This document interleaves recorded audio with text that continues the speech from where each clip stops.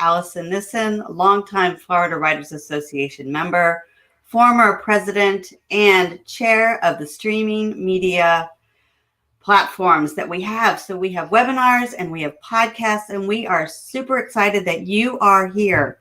We are lucky enough today to have Hannah Eddington Teckle. She is an author and a ghostwriter and a traveler who is passionate about using fiction to illuminate life around the world in a way that both educates and entertains. She has ghostwritten more than 50 novels and is currently querying her first novel under her own name. Please help me welcome Hannah. Hannah, Hi. I would like to go over a couple of housekeeping rules. We will be doing a question and answer at the end, but in the meanwhile, Hannah is going to share her screen, and we are not going to stop and interrupt during the presentation until the very end. So please hold your questions or ask them in the question box that is at the bottom of your screen. Again, you can feel free to put comments on the side, but if you do have a question, ask it in the Ask a Question at the bottom of your screen. And if we are doing something incorrectly, feel free to put something in that note box on the side, because I have not actually hosted other than a practice session on our new platform. Again, we are glad you're here. This is our new learning management system. We also have a new website at Florida Writers Association, so we have so much exciting things going on. But now I am going to give the floor to our main event. Hannah, take it away. Hi, good morning, everyone. Thank you guys so much for being here. I am super grateful that you were willing to take some time this morning to hear what I have to say, and I hope that what I have will be useful for you. I want to go ahead and share with you guys today about sort of the art of ghostwriting and a little bit just how to get started. I know over the past year, work from home and freelance has been really just taken off. And so I want to give you guys some tips and advice on how to get started. So here we go. First, I just want to tell you a little bit about my ghostwriting journey. Well, I guess to start, what is ghostwriting? Because that is a question I get a lot. I know a lot of you, most of you are writers, so you may already know this, but essentially with ghostwriting, I am writing books for people that they are putting their name on. And I got started in ghostwriting. I was really just seeking an income to start out with. I was getting ready to move overseas, and the place that I was working, I was planning to continue working there until I moved, but they actually ended up closing down. And so I had a few months of a gap there, and I really needed something flexible, something that I could do in the meantime, that would just be something I could start and then stop.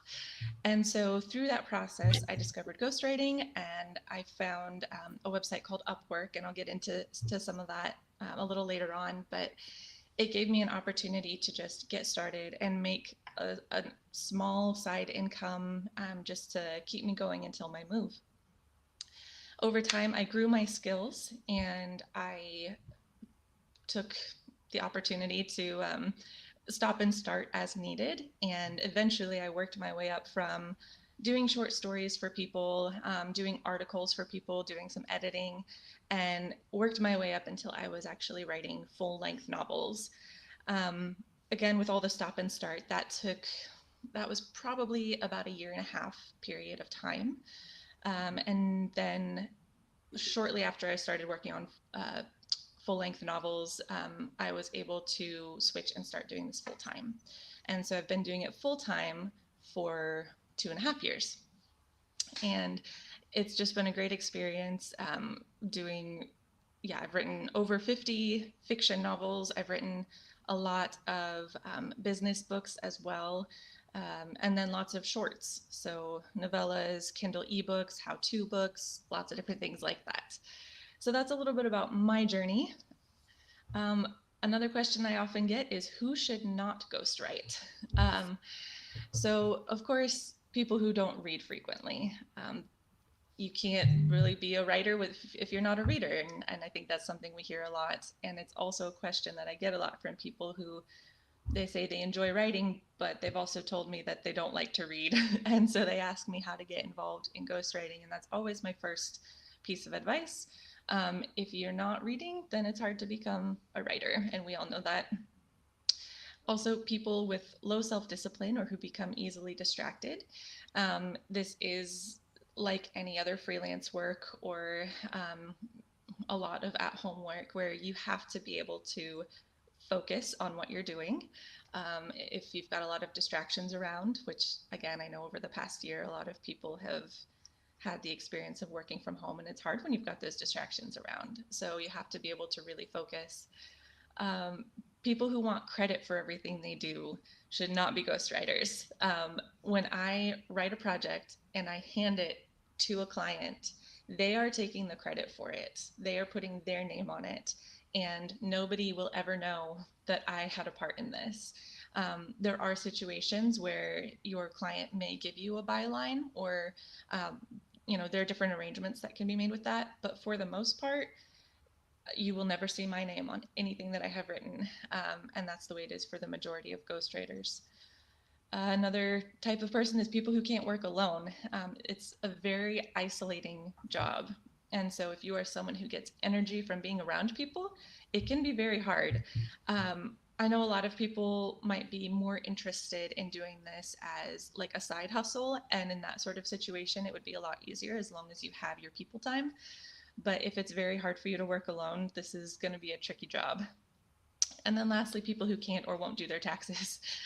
Any type of self-employment, that's, the thing that you have to do on your own. And all of the work that I do does get reported to the IRS. So it's not something that can go under the radar. And I've had a lot of people ask me about that too. Ghostwriting versus plagiarism. This is definitely an area of confusion. And if there's anything that I'm going through too fast or anything that isn't making sense, like Allison said, there are going to be questions at the end. So please feel free to ask questions. But in terms of ghostwriting versus plagiarism, the biggest difference is that I am giving clients permission. So we have an agreement together that I am going to be paid and they are going to take all the credit, and there is no overlap in that. There's no theft happening. I've had a lot of people ask me and kind of get confused on this point because it really sounds a lot like plagiarism when you say, oh, I'm writing and they're taking the credit for it. But it is something that we have come to an agreement with, and they are paying me for this work, and they are paying me for them to put their names on it. And we do non-disclosure agreements with the majority of my clients. We have that all worked out in advance. So essentially that's me offering up all of my rights to the work and saying, they will pay me for this amount. And that is something that you work out with your client as far as, again, how much credit you get, if you get a byline or not, and your confidentiality for the work that you have done for them. Some of the benefits of freelance writing. This is the part that gets me the most excited. Freedom with your time is a huge, huge thing. And I know a lot of other parents who are working from home and whose children may not be able to go to school, physically go to school at the moment. This is a big deal. So my work hours are very frequently 8 p.m. to 2 a.m. and I have that flexibility. I do some work throughout the day, but I like to have time with my son when he's awake, and so I have that opportunity to be able to move my time around, and that's a huge benefit of freelance writing. I've spoken with other freelance writers and ghostwriters who they're morning people, so they get up and they start work at 4 a.m, and then they're done lunchtime even with their workday, and they've got the rest of the day free. So that's a huge benefit. Definitely freedom with your location. Ghostwriting is something you can do from anywhere in the world. Since becoming a ghostwriter, like I said, I started this because I was moving to Ethiopia, and I lived in Ethiopia for 3 years. I was able to work while we traveled and did a whole bunch of different things.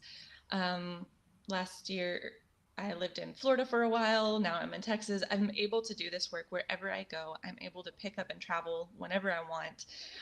And that is a huge benefit to being a ghostwriter or being a freelance writer, is that you have that flexibility with your time and your location.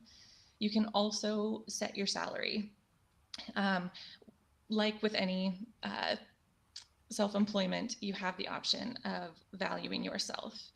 And if you need it to meet a certain amount per month, you take enough jobs to make sure that you have that certain amount per month.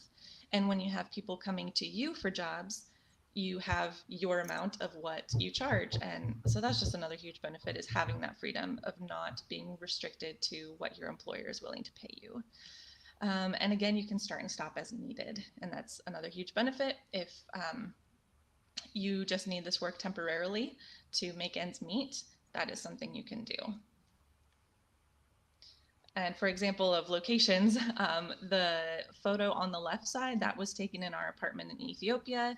The top right was a hotel room in Morocco. The bottom right, that was on an airplane. Like I said, you can do this job from anywhere, and it's just wonderful.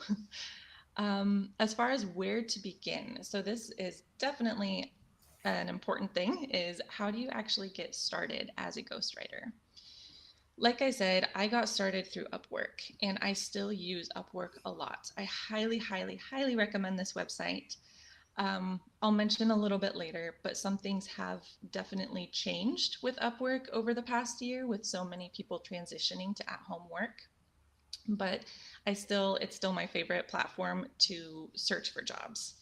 And there will be a difference between when you're getting started and you're searching for jobs, and once you've really established yourself, and people will start coming to you.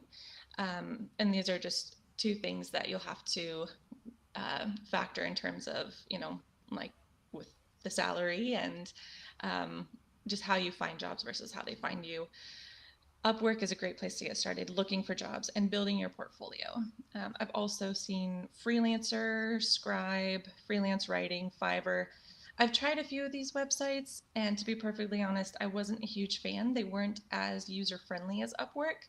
Other people have had different experiences. I know people who love Fiverr, but for me, Upwork is absolutely the best one for getting started, for the user-friendly aspects of it. Today, if you're really wanting to get a jump start and you're like, okay, I'm going to get started today, Upwork is actually having a downtime to fix some glitches. So just be aware of that. If the website's not working and you're wanting to get started right away, it won't be up again until this evening. Literary journals often have advertising in the back, and you can scroll through some of those and see if anyone is looking for a ghostwriter. There are sometimes jobs through there. There are also ghostwriting firms, like Gotham Ghostwriters is one that I am a member of. With Gotham Ghostwriters, you're going to have a lot more options in terms of the better paying jobs. The problem is that even though they keep a small talent pool, I think at the moment, I'm trying to remember, they have less than 2,000 writers in their talent pool. So it's definitely a less competition in terms of that. But over the past year, the jobs have actually strongly decreased. So the number of clients who are looking for an author has decreased. And with Gotham Ghostwriters, it's typically the authors who already have, a bestseller under their belt or something like that are typically the ones who are actually able to get those jobs. So if you have a bestseller under your belt, or if you have any kind of established history, or if you've done any writing for other people that have any kind of an accolade to it, Gotham Ghostwriters is a good one to get involved in. Also searching publishers. So some publishers will have opportunities for having a ghostwriting pool. And again, this is something where it's typically, if you have accolades already, they're more likely to hire you on. There are also Kindle publishers who do Kindle ebooks, and that's really my bread and butter. I have 3 or 4 publishers who I work for consistently. One of them who I write for, I do 2 books a month for them, 2 different genres, and having a consistent publisher that you work for, it provides a nice steady stream of income.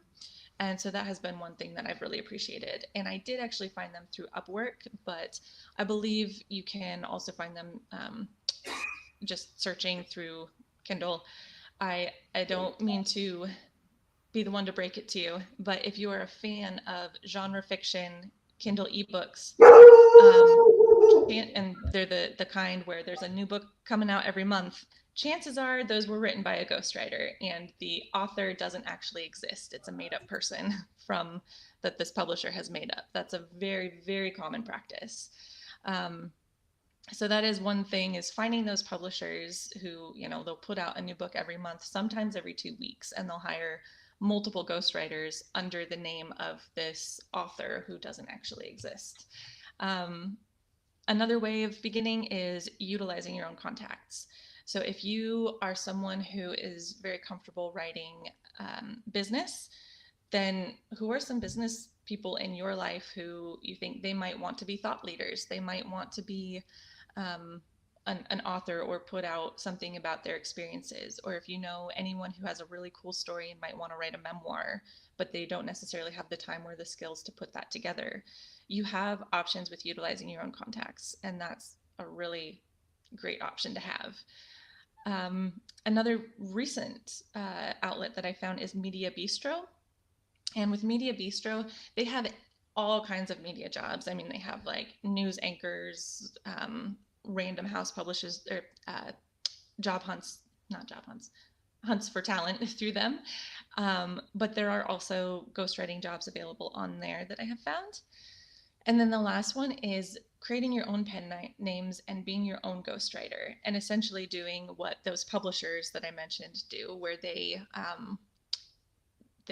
create an author and a pen name, and you can every month write a book for your pen name. So if you're really wanting to write YA and you look on Upwork and you can't find any YA jobs available, you can create your own pen name and ghostwrite for yourself. So that is another option on there.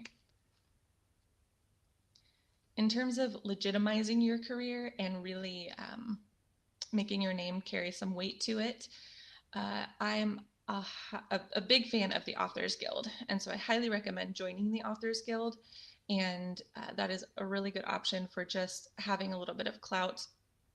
I've also had multiple people find me through the Authors Guild and come to me for jobs. Different clients have just found me that way because they do have a listing page. So they have, like, for writers for hire, you can actually list yourself, and that way they can find you. And it's a reputable source of finding authors. So I highly recommend that. Definitely branding yourself. This is something that all authors know. It's something that we have to do. And there can be a little bit of a balancing act if you are branding yourself, your ghostwriter self, and branding your author self. And it's something that is tricky for me as someone who is currently trying to query my own novel. Finding that balance has definitely been tricky. And so if you look at my website, you see like the ghostwriting stuff, and then you see the stuff for my own work. But yeah, knowing how to represent yourself as a brand is of course important. Creating a website is super important for legitimizing yourself as a ghostwriter. People can find you through that. They find you and they contact you through the contacts page so that you can actually give them the rates that you have set for yourself, and you can discuss the projects with them, as opposed to searching for jobs on Upwork, where you're not necessarily going to make as much. You might have more consistent work that way because you're able to find jobs as you need it. But having your own website, people can come to you and you can actually have your standards set for that. Obviously, working on your own projects is also important for legitimizing your career. And like I said, with a lot of those resources for getting started, you have a lot more options if you do have any accolades or anything. Just being able to say, like, well, this is what I did with my project, this is what I have done for other clients, and really showing your range. Definitely attending writers' conferences. The Florida Writers Conference I was only able to go in person 1 year, and then of course last year was online, but that was one of the best experiences of my life. And making those contacts is super important. Meeting with other writers is super important. You never know what you're going to find. You never know um, how you're going to meet the right person for a client. And then also, I mean, even I had a really cool experience of doing a presentation similar to this a couple years ago, and just a little over a month ago, I had someone contact me that they had found me through an old ad through the bookstore that I did that presentation at from like 2 years ago. And they found me and they were like, hey, we need you to write a book. So potential clients can find you that way. And I've actually had a few experiences similar to that. And it's really cool. Just, yeah, just being involved is really important so that people can find you and you can make those connections. Um, Another way of legitimizing your career is understanding your worth. And I'll get a little bit more into this in terms of the differences of setting your salary, but you do have to understand that if you're when you're getting started and you're going through websites where you are searching for clients, you're probably not going to make a ton of money per book. You're going to have to accept lower amounts just because that's what they are offering. Whereas when people are finding you and when you've reached a point where your name is out there and they are searching for you and you are able to set your own salary and know what you are worth, it does make a big difference. And you might still have to supplement your income with the consistent work that doesn't pay as well. But knowing that when people come to you, like, you can charge for the research, you can charge for the hours that it takes you, and you can charge a reasonable amount because this is hard work. You are writing a book. And when I compare my ghostwriting work to my personal work, the book that I am querying has taken me, it's been over 4 years in the process of getting to this point. Whereas ghostwriting, sometimes I am writing 4 to 6 books a month. I mean, it just really depends on our situation and the time. So understand, like, you know how much time and energy goes into writing a book, and you want to be paid for that. Unfortunately, you can only get to that point when people are coming to you or when you have reached a point like with Gotham ghostwriters where you're applying for really serious work that pays a decent amount. Sometimes these jobs can pay $10,000 to $15,000, whereas if you're looking on Upwork, you might be getting $1,000 per book. Um, Especially when you're starting out, you might be getting $800 per book, and then you can just kind of work your way up. But that is something to be aware of, just how important it is to understand your worth, but also knowing that for a while you might not have the opportunity to get there, and you might be doing a lot of work for a little bit of money as your means of actually reaching where you want to be. Tracking your work is also super important. So clients won't always tell you, this is the pen name that you're writing for, or this is where you'll be able to find the book. But it is super important that you do track it down because you want to read the reviews. You want to see what people are saying, and what the readers think of this work that you have put together. It's the only way we can grow is seeing the reviews. And some clients will come back to you and tell you what readers have said, but oftentimes they won't. And in those situations, it's really important to track your work and read those reviews on Amazon, Goodreads, things like that. And then having your author contract. So this is something that I did not know to begin with, and I really wish that I had been told, or that I had, through my research had found this. Um, a lot of times you won't necessarily need to use this with some of those Upwork jobs that are Kindle ebooks, but it's still a good thing to have. Depending on the client, they may or may not be comfortable with this, but it's something that I highly recommend having. I use it primarily with jobs where people find me or with my business books. I don't use it a lot with my fiction books just because that's I have a lot more flexibility with my non-disclosure agreements on those. Whereas with some of the business people that I work with, they're a lot stricter on me not being allowed to share what I have done. But it is really important to include permissions in your author contract.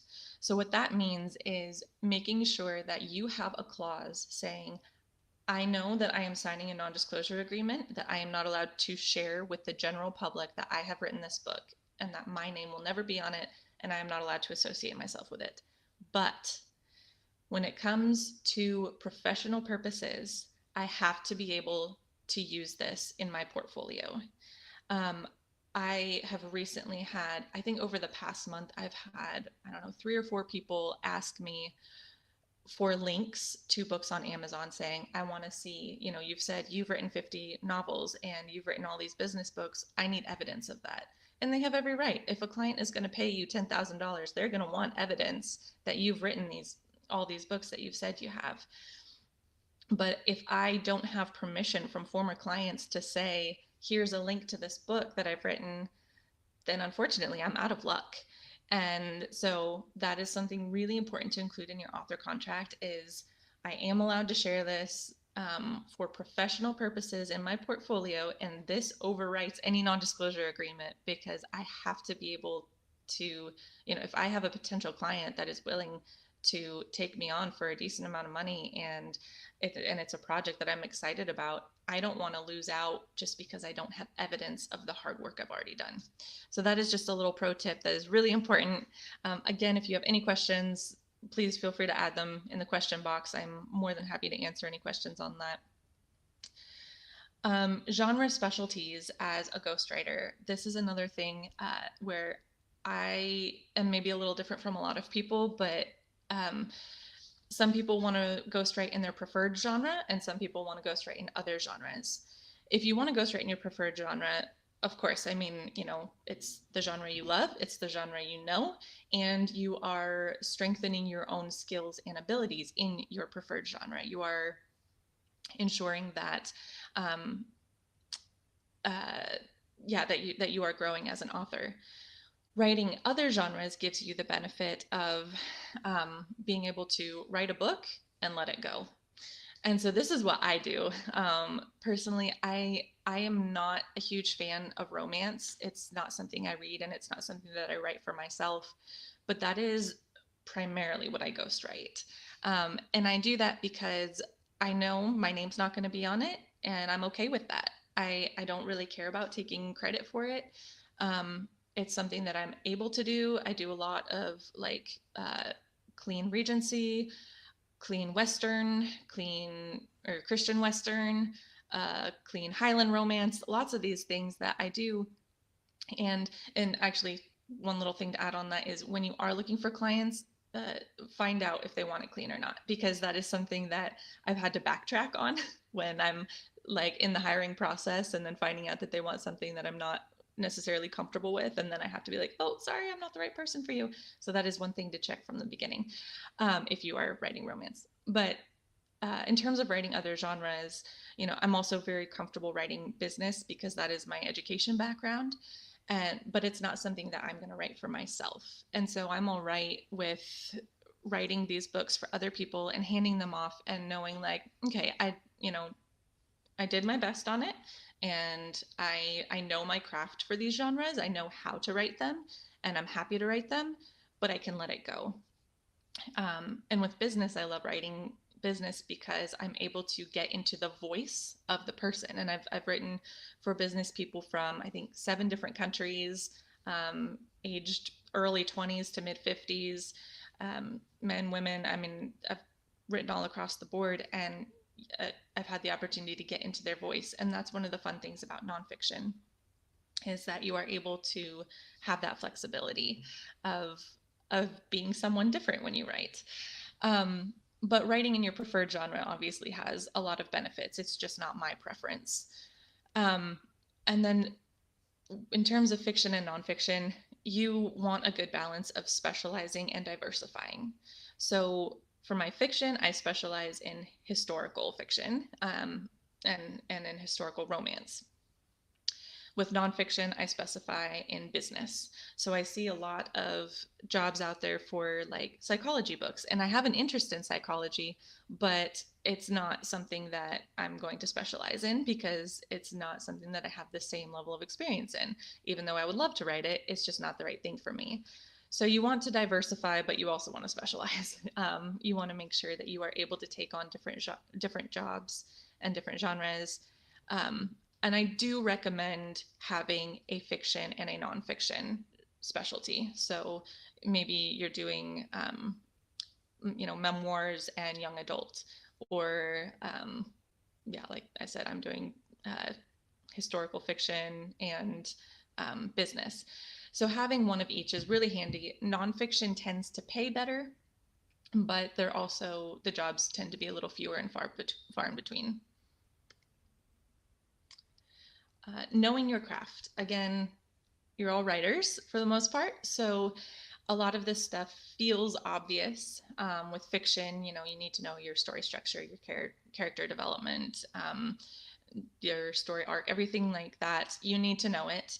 Nonfiction, you need to have an authority on the subject. You need to know chapter breakdowns, and the fact that with nonfiction, you still have to have that story arc, even if it is like a business book where it's not just, marketing, advertising, sales. You still have to have that, the ups and downs to it. And then editing yourself, polishing your work through proofreading and accuracy. And the reason that I included this, even though you're all writers, you all know this, is that it doesn't matter if you think you know these things. You have to convince the client that you are the expert. They need to be confident in your work much more than you need to be confident in your work. They are paying you to do this. They need to know, like, I can hand this project off, this thing that I am passionate about. And make sure that you understand that too, is like, your client, this isn't just your work, this is your client's passion project sometimes. Yes, there are those Kindle pen names where it's not even a real person and it's a bit of a book mill. But you also will have these projects where someone is so deeply passionate about this book, fiction or nonfiction. It doesn't matter. It doesn't have to be, a memoir or a business book with their experiences for them to care. We think about how much do I care about my book, and how important it is to me that if I were to hire someone to ghostwrite my book, like, how important is it to me that they are an expert and that they are also passionate about this? Um, so you want someone who, even if it's not their preferred genre, even if it's not something that they are passionate about the topic, they are going to be passionate about this book that they are writing, and they will not be satisfied unless you, the client, are satisfied and your reader is satisfied. Even with the Kindle book mills and those clients that are just popping out a book per month, I have to be passionate about my characters. I have to be passionate about my storyline. With all of that, it is so important that I remember I want to take care of this project for someone else as much as I would want someone to take care of my own project. So that's why knowing your craft is important, but making sure your client also knows that you know your craft. Some tips for increasing profit. Starting small, it is most likely what's going to happen, unless, of course, you are one of those people who has, a bestseller or something where you're able to apply for those bigger jobs straight off the bat. You might have to start small. Like I said, I started with short stories. I think my first ever ghostwriting job was like $50, and because of the Upwork fees, I got $40 of that. So be willing to start small. You probably don't have to start that small, but that was just where I was at the time. And then increase the amounts that you were applying for. So I started off with those short stories, and then I worked my way up to like $700 to $900 novels, and then I finally had the courage to work up to the $1,000 to $5,000 range. And with Upwork, again, just the user friendliness of it, it gives you those options of the amount of money that you're wanting, or how do I say this? The jobs that you're wanting to apply for, how much they are paying. Definitely stretching yourself to type faster, of course, increases profits because you're able to do more work per hour, meaning you're able to handle more jobs. building your brand and reputation so that people are going to trust you and they're going to be willing to put their project in your hands. And of course, reading, because the more you are taking in, the more is going to flow out. And I notice a huge difference with my writing during seasons when I'm able to read a lot versus seasons when I'm not able to read a lot. The inspiration just does not flow the same, and it slows me down big time because I get so drained if I'm not reading. So, one hugely unfortunate thing is what I call the COVID effect on this work. Um, Again, over the past year, so many people have flocked to freelancing, and that has been really tricky. So these next couple slides are the bad news. I apologize, but it's stuff that needs to be known. With the COVID effect and everyone flocking to at-home work and people being furloughed or having to be let go permanently, so many people have switched to this work, and the job availability has significantly decreased. The competition has significantly increased. Um, the in terms of the job availability, I guess I shouldn't say that it has decreased. It's just a lot of the types of jobs um, that we might be looking for have decreased. So there has been a lot more of the Kindle serials and things have been available because it's cheap. So people are happy to buy a 99-cent Kindle ebook if they want to read or if they need entertainment. So that is still very much available, but some of the higher valued jobs are not available. But there's a significant increase in competition. Um, Before COVID, I would say I'm not exaggerating when I say I got about 90 to 95% of the jobs that I applied for through Upwork. Um, and that was great. Anytime I needed to take on an extra client, or if I was looking to take on a more consistent client, I could apply and know that most likely I was going to be able to get that job.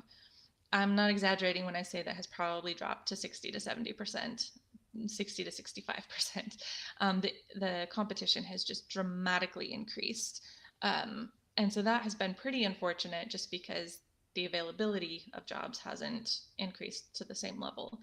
Um, so that is another thing to be aware of is if you don't already have an established portfolio, uh, sit down and get some pieces written, just samples of whatever your preferred genre.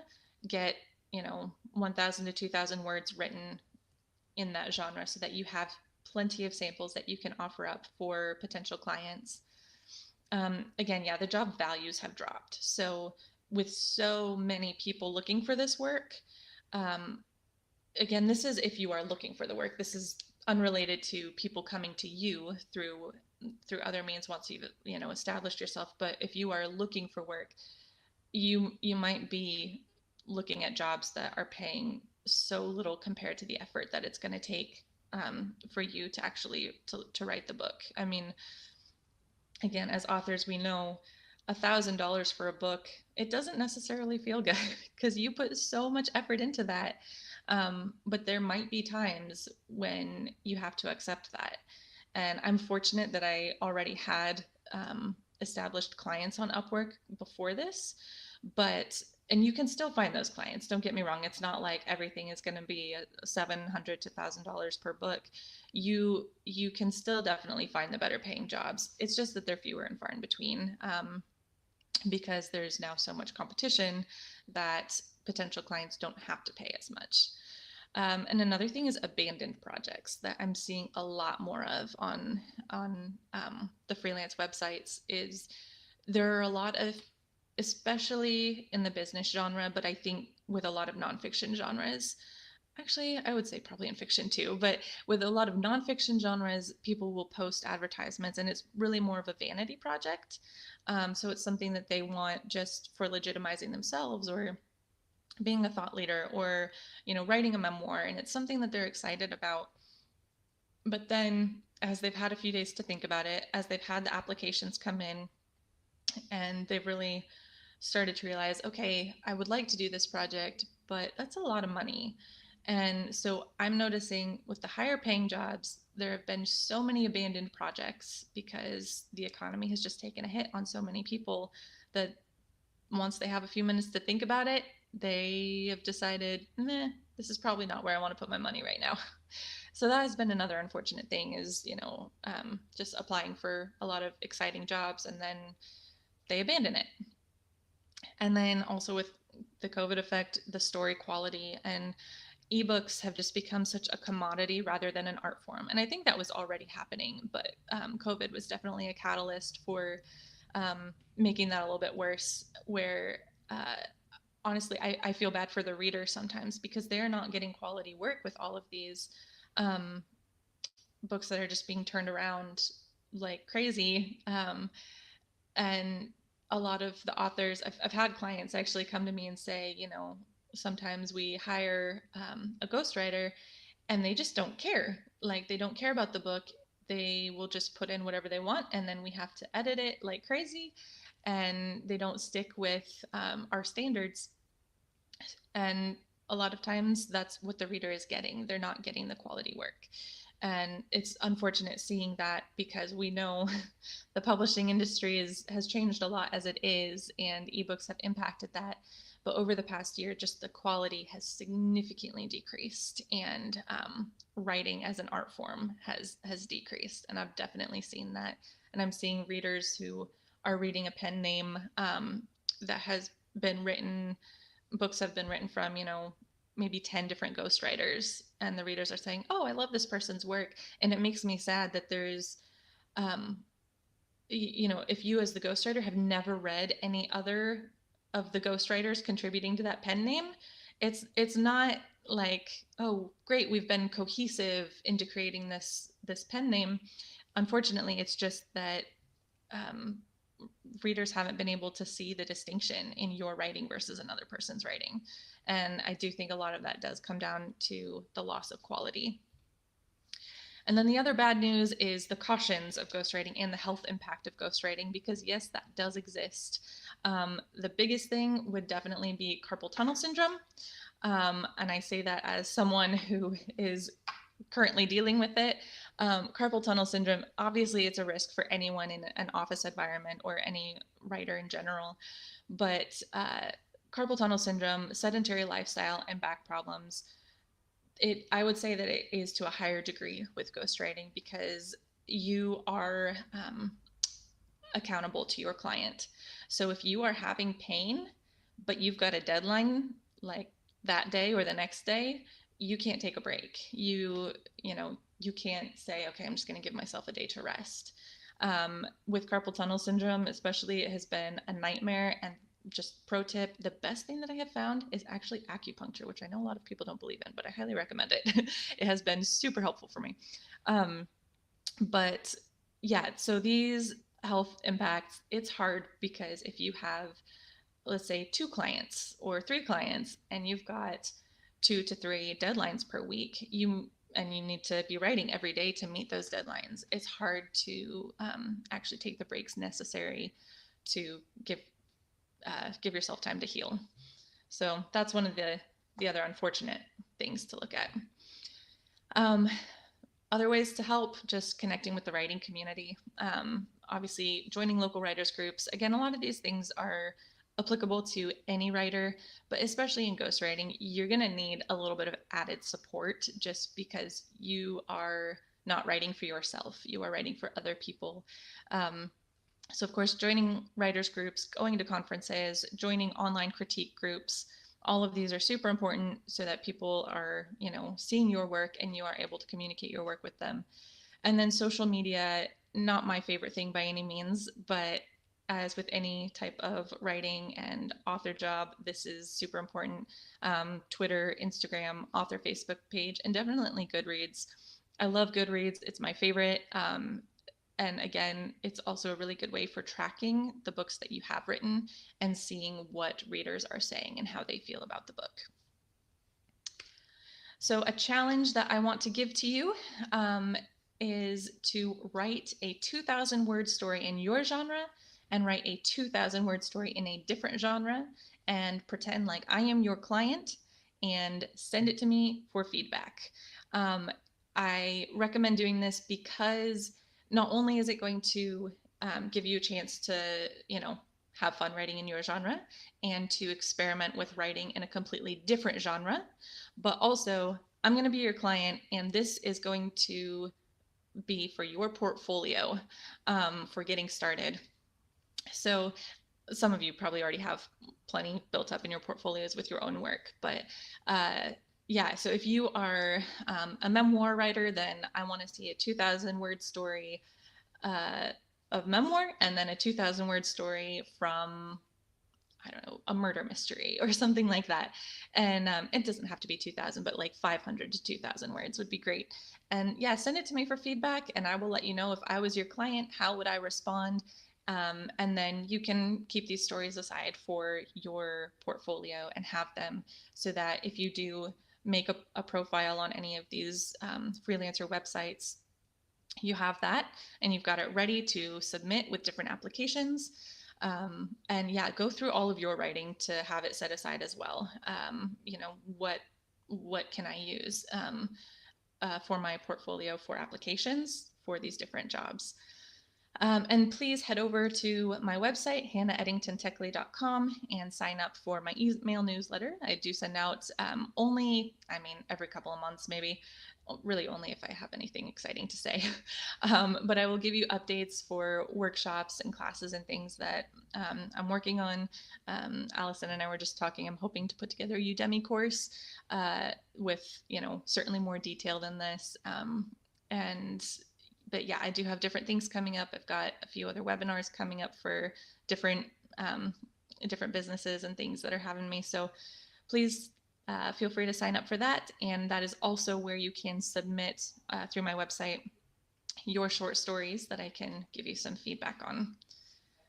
So yeah, I want to say thank you guys again so much for being with me here this morning. I'm trying to get through everything, but of course, there might still be questions. There could be lots of things maybe that I haven't covered. So I will open it up for any questions that you guys may have. Thank you so much, Hannah. And you can take your, if you would like to take your PowerPoint off the screen, then you can see, at least see me. So I think otherwise the speaker only sees the PowerPoint. We have another webinar with Hannah that's going to be coming up on, it's scheduled for the 13th of March, and it's going to be about getting into the head of a character. And as you can imagine, with 50 books under her belt in multiple genres, that is going to be another exciting webinar. So I'm really excited about that. But we do have some questions that have come up. And if you asked a question on the sidebar, I can't go back and find those. So if you could go, just add it to the main question under Ask a Question. I'm going to go ahead and ask some of these of Hannah. And it says, can you share one of the best projects from start to finish and worst projects? What went right? What went wrong? Walk us through the process you went through and any tips. Okay, that is a great question. I should have been prepared for something like that. Let's see. Best projects. There is one that I go back to where, again, like, I guess I apologize for any romance authors. It's just not my thing. But there was one book that I wrote. It was a Christian romance where I was able to actually add in something that I really care about. And there was an aspect where they were fighting human trafficking in that book. And for me, like, that's just something I'm passionate about. And that was probably one of my favorite projects. It's one that my sister teases me about because she is super judgmental on those things. But that project was really fun. And I had a great client for it. And when you have a good client, that really can make a huge difference. So the client, she was, she gave me a really good amount of this is what I want from you, but here's, you can have plenty of flexibility also.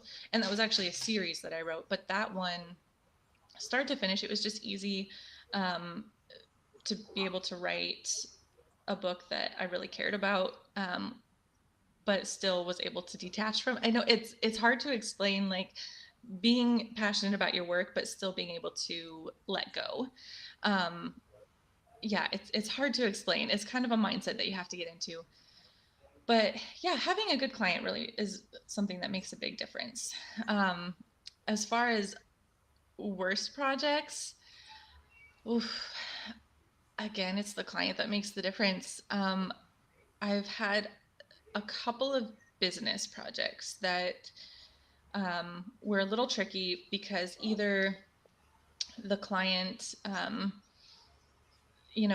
I'm prepared to make lots of revisions. The hard part is when the client, when I've done, maybe 20,000 words, and the client comes back to me and says, actually, I want this whole section to be completely different.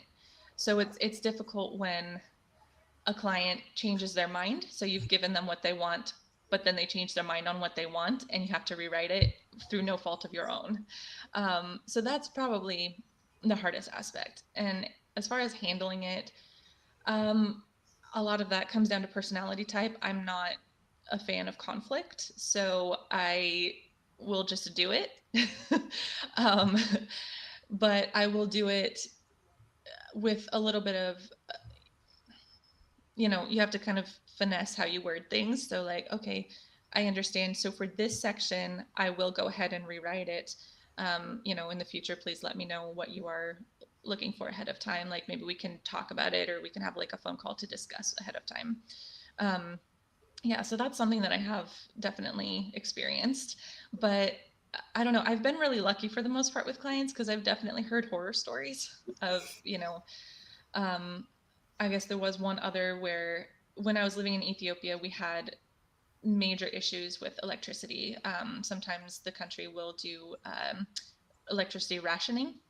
And so when you have deadlines with a client, that can definitely be a problem. And so there was one incident where for 2 days I didn't have power. And that 2 day delay, I had submitted the project.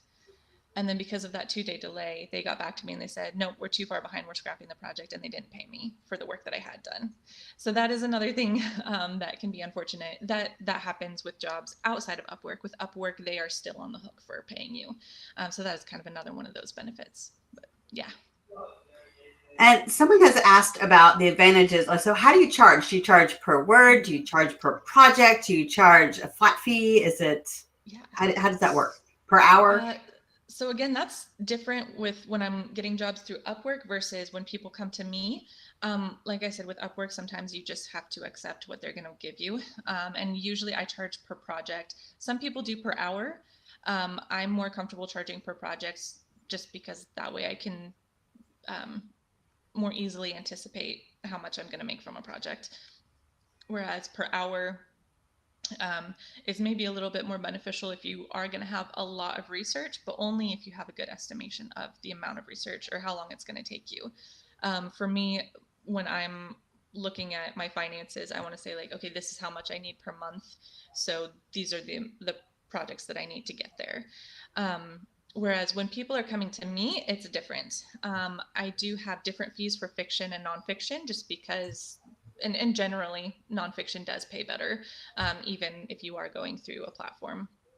But uh, yeah, so I do per 20,000 words is usually what I do. And then, we'll just do the math. If I'm end up at 70,000 words, we'll just half it, so we'll just do the math for anything between that 20,000 words.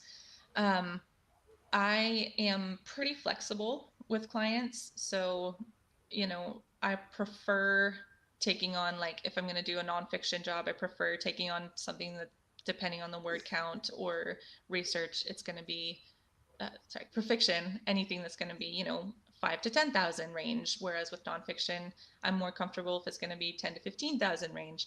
But I'm willing to work with my clients. Like, it takes a long time to get up to that range. And a lot of times clients aren't going to expect to pay that amount. Sometimes you'll have someone ask you for an 80,000 word business book for $500.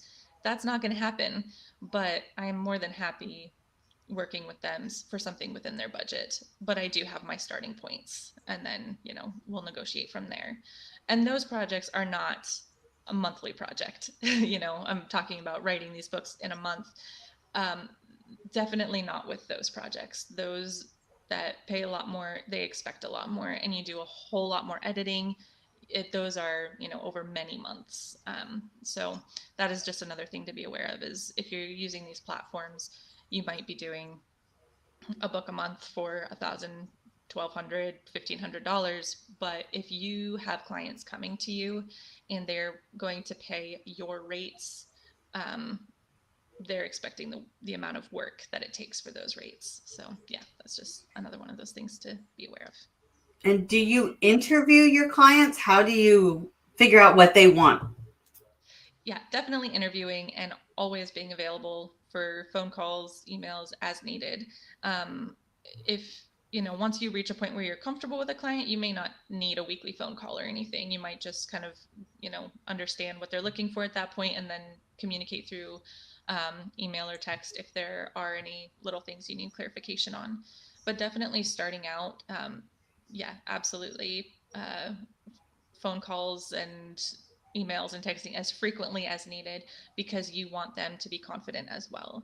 And again, that is something where a lot of the platform work that I do, like the Kindle ebooks and stuff, that's not necessarily something that I have to work on. With those, um, they may give you like an outline that you just go off of, and that's it. I do have some clients that I've worked for a very long time, where they just give me a paragraph and then I give them an outline that they approve. So you do have different things with that as well. I think the longest outline I've ever been given was 30 pages, and then the shortest is a paragraph.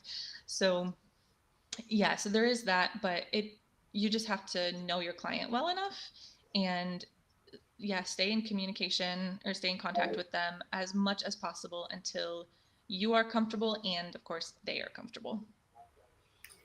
And someone had asked, could they write a piece and have their writers group critique it and consider that ghostwriting?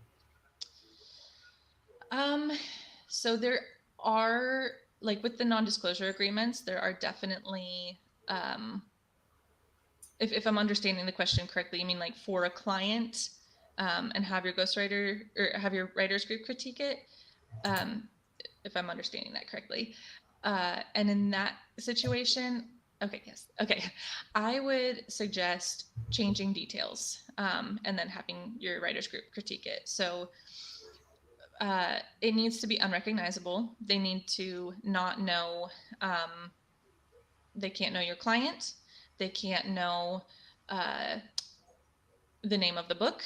They need to, and I recommend changing the names of the characters for this critique, changing any locations, just changing a significant amount of details. So really just, you know, uh, start a new Word document, do some find and replace, and change enough things that is going to be unrecognizable, that if your writers group were, and you probably trust the people in your writers group, I would hope, but if there was someone who was going to search and expose you, you have to think of those worst case scenarios for the sake of this protection. Um, they would not be able to find this book. They would not be able to hunt it down. Go through a couple of sentences even and change some, random words, or sentence structures.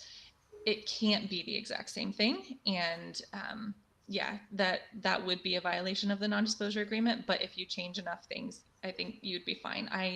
Like I was saying before about having, my professional portfolio, I do use samples from previous client work, but I change enough of the details that I'm not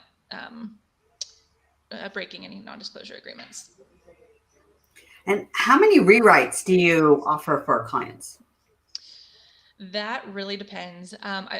Again, with nonfiction, it's generally a lot higher, which is another reason why you want to charge more for nonfiction. Um, I prefer to do chapter by chapter with a client. So I do a chapter, they go through, tell me anything they want changed, I change it, move on to the next chapter. So I typically do like one rewrite per chapter as needed, or just usually it's just a round of edits. But if I have to rewrite, then I will. And then at the end of the book, we'll go through and do a final, very detailed edit that sometimes, requires a decent amount of rewriting. So I usually just do one per chapter and then an overall editing, detailed editing. And someone had asked about your very short pieces from the beginning. Let's see, what were some of your first jobs that you recall? Curious about the short pieces you began with before working your way up to pieces like novels. So, do you feel like your writing style has changed a lot? Yes, definitely. And I'm fortunate that I'm a pretty adaptable person, and I've had to adapt to a lot of different voices. So those early pieces, they were just very short historical fiction pieces on really unknown periods of history. Or not unknown, sorry, that's a silly word to use for that, but lesser known aspects of things, or just things that have happened, like really small, little known battles in the midst of wars, or yeah, I don't know, just people who haven't had their who should be known for big things but they're not, just little pieces like that. A lot of historical fiction, and for those pieces, I I did my best, but I've definitely changed and grown as a writer, and I've learned a lot more to adapt to the voices that the client wants. So with ghostwriting, you kind of have to be a chameleon with that. Whereas with those early pieces, I was writing from my own voice very much. Whereas now, I like to save my own voice for my own work. I don't want to share that with other people's work. So I have a different voice for each client, really, or each genre. And a question came up: how do you deal with a client who has plagiarized the source material, or are you unaware? I have not had to deal with that, thankfully. There is one piece that I'm working on right now that it is just far enough removed from Bridgerton's that I'm comfortable writing it, but if it was any closer, I would not be comfortable writing it. um, yeah, it's far enough removed that I don't feel like it's plagiarized, but that is a very good question, and I think you would have to talk to them as far as, is this a trope or is this stolen work? And that does get tricky, especially with genre fiction, because with genre fiction, if I am writing, two of the pen names that I'm writing, I write a book a month for those pen names. And writing 12 books a year, they're going to be pretty close sometimes, but there are certain tropes in certain genres. So you would have to see, is this different enough um, from the more popular books in this genre that I'm comfortable. If it's not genre fiction, if it's something else that you're not looking at tropes, you're just looking at theft, then yeah, that's something you'd need to talk to the client about and just say, hey, I'm really not comfortable with how close this piece is to another piece. Are there some other things that we can change here? That's a super question. Do you include upcharges in your contracts? Yes. So I do. Do you mean like add-ons and things? If I'm understanding correctly, sorry, I just want to make sure that I'm answering the right questions. Because in my contract, I definitely have add-ons, and also I do have some upcharges as far as more like work related. Like, okay, but if this does end up taking, if I need this extra amount of time for research and things like that, I'll add in. But I also have oh man, I'm trying to think. I've got like a whole list of them on there. I have help with agent searches as an upcharge. So where I will put together a full spreadsheet for them, where I will do the research of, with mine, I have up to 30 agents is what I have. So I will put together a spreadsheet of 30 agents within that genre, and I will help them with their query letter. That's another upcharge I have. So I have things like that as well. I do have see, one where I don't do covers, but I will, I don't necessarily charge as the search agent for that other cover, but I do have a cover artist that I work with. And so that's an option that I give them as well. And that is included in there. Yeah, so those are some of the things that I definitely include. Especially I really love, I know this is such a silly thing to say, but I love my agent spreadsheet. And so I love sharing that with people, or just the template form of it. And so that's something that I especially like to share.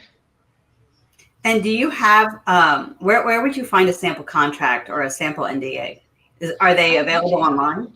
Yeah, and you can just Google those, and that's something that, like, feel free to message me through the website or through my website contact form, and I'm more than happy to send you guys, samples for with the non-disclosure agreements. Usually, your client will have that.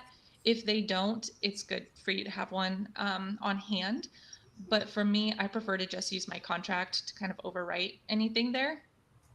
Or not just overwrite, but my contract really is pretty comprehensive and includes most of that. And I do have some of the NDA stuff there too. But you might want to have separate ones, and that's entirely up to you.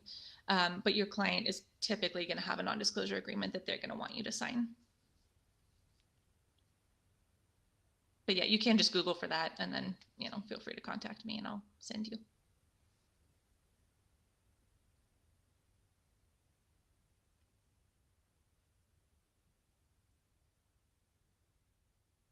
Are we frozen?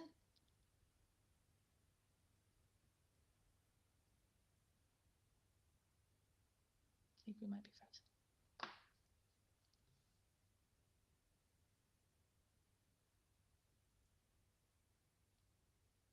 You can hear me? Okay. Can you guys hear Allison?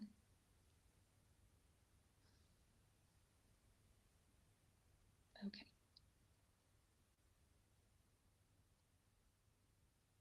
All right. I just messaged her. I don't know if there are any other questions. Sorry, guys. Oh, there you are. I had to turn off and on my internet. So that's I'm not in Africa, but I might as well be. I had, that was the question. You juggle multiple projects. How do you keep them straight? Yeah. I have asked myself that before, like, how do I remember the characters' names and not get them confused?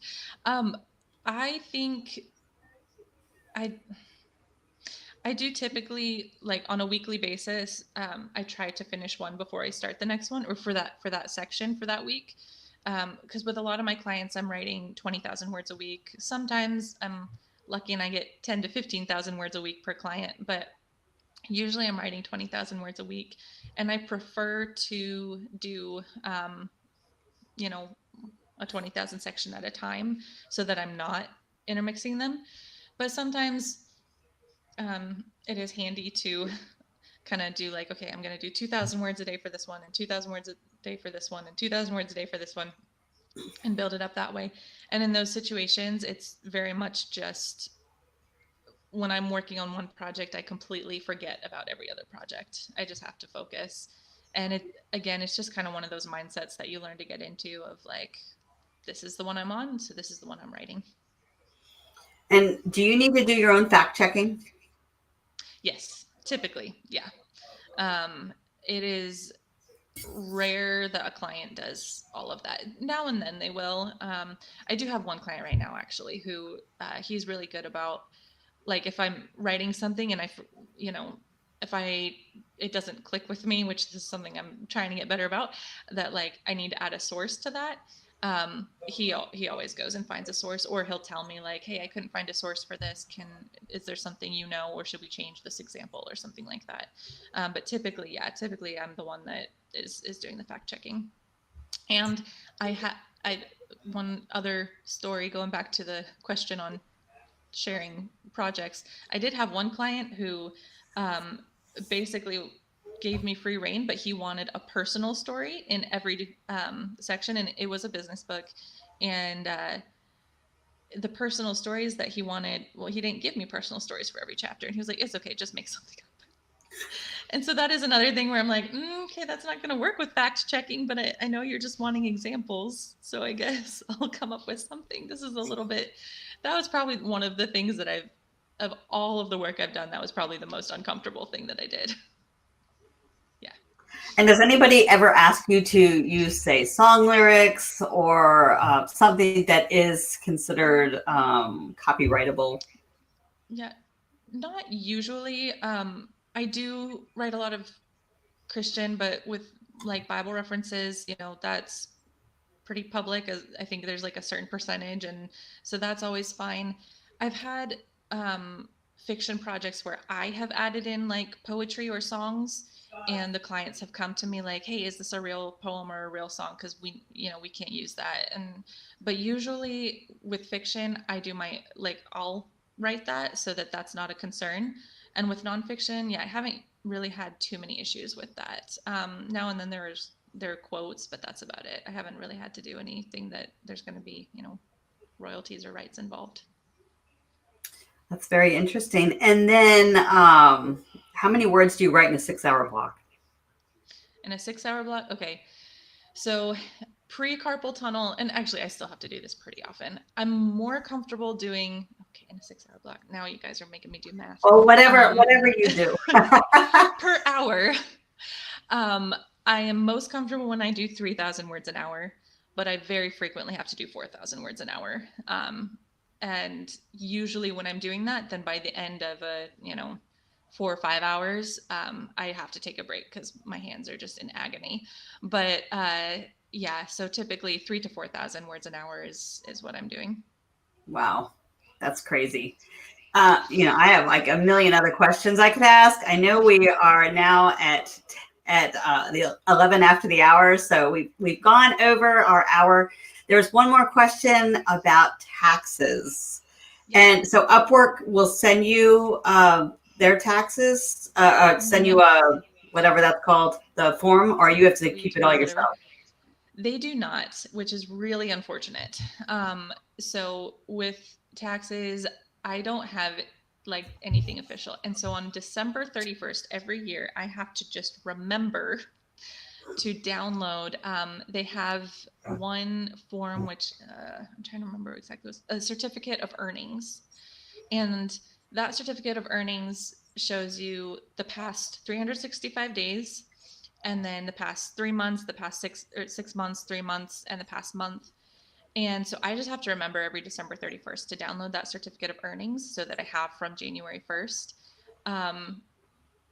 Yeah, that has been one of the more frustrating things, not only for taxes, but also because like we're currently dealing with some immigration stuff and I have to prove my income. And so, not bad stuff or anything, sorry, I should have specified. But I do have to prove my earnings for that. And so there are always going to be things that come up that you're not going to expect where you have to prove your earnings. We're hoping to buy a house sometime this year, and then that's going to come up again.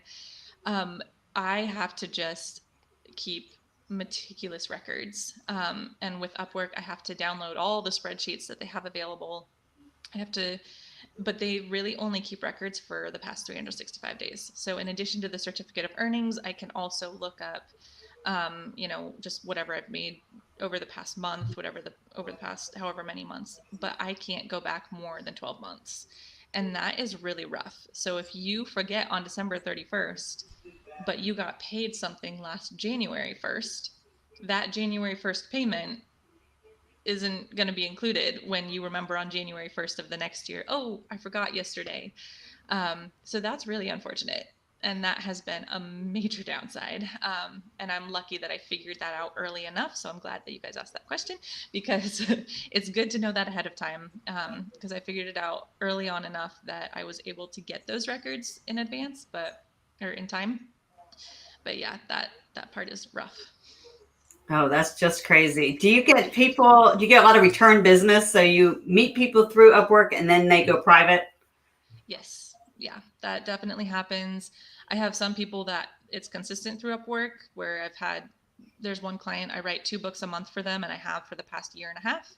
But that's all been through Upwork. But then I have other clients who will take me off Upwork, and we'll work together privately. Wow, fantastic. Hannah, Thank you so much for stopping by. I want to remind everybody that Hannah will be with us again on I believe I said the 13th of March, where we will be talking about character development, getting into the head of a character, imagining trying to keep all this straight. You have fiction, you have nonfiction. I am looking forward to this conversation. So everyone, you will get an email about this very shortly.